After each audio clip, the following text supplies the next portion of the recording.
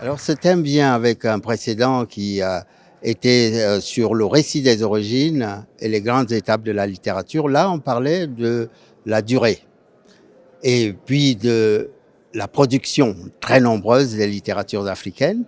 Aujourd'hui, nous allons parler du qualitatif, de la qualité des littératures. Vous voyez, elles sont très vastes, très nombreuses. Et donc, on va convoquer les figures qui ont été consacrées, on va convoquer les figures tutélaires, on va consacrer aussi du temps pour parler un peu de ceux qui viennent, c'est-à-dire les plumes montantes. Et dans tout cela, on ne va pas oublier ceux qui ont été massacrés, qui ont été piétinés, qui ont été bousculés, qui ont été parfois même lapidés. Je pense ici à Yambo Ologem, et vous savez qu'il a écrit un formidable livre en 1968.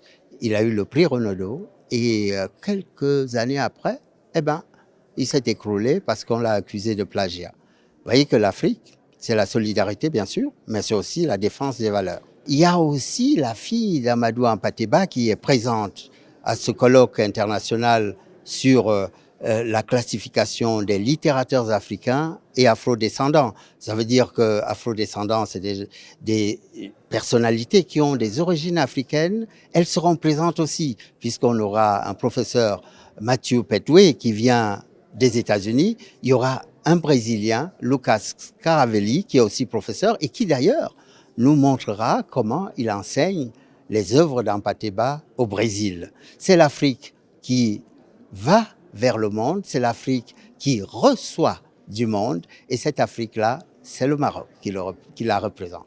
Amadou Hampâté-Bâ a marqué le passage de l'oralité à l'écrit.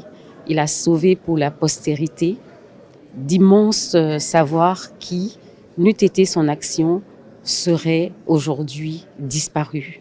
Il a décomplexé les Africains par rapport à leur culture.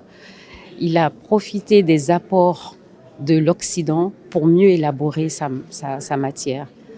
Quand on lui demandait quel rôle il a eu dans la société, il disait ne saurait se différencier de celle des traditionalistes. Aider les Africains à mieux se connaître et aider les autres à connaître l'Afrique.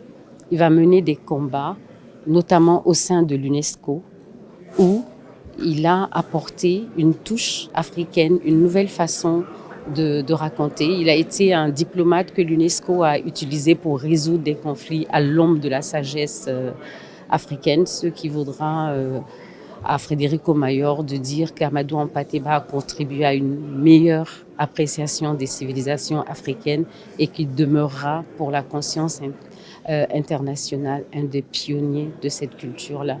Mais pour lui, la tradition ne devait pas être statique. Parce qu'il dit tout ce qui est stagne est appelé à pourrir. Donc il était pour l'évolution. Il nous montre que la tradition n'est pas l'antagonisme du modernisme, et aujourd'hui encore, cette pensée demeure d'actualité.